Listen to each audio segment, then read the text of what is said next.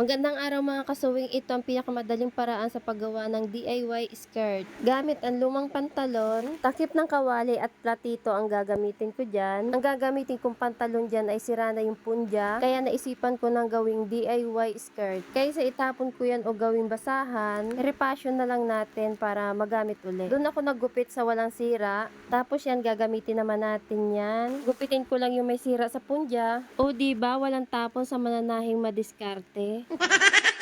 Hindi naman po tayo magaling manahe, madiskarte lang po. Para lang po ito sa mga mahihilig gumawa ng DIY.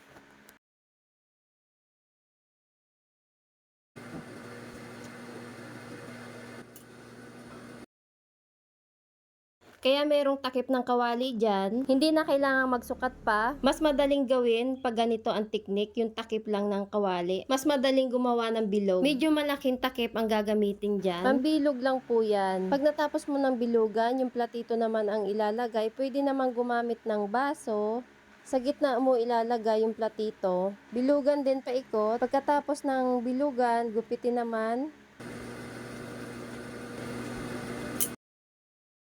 Ayan, nagupit na paikot, tapos gupitin naman yan. Diyan ilalagay yan sa laylayan ng palda para may design, parang raffle siya.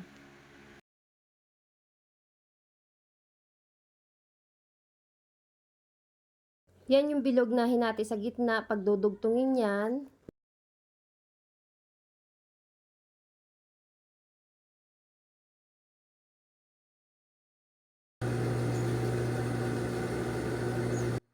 Yang raffles na yan, ikakabit mo dyan, tahiin paikot. Pag natapos ng tahiin paikot, yung dugtungan naman, tahiin din. Inijing ko yung mga pinagtahian yan, tapos yung laylayan, tinupi ko, tinahi ko din.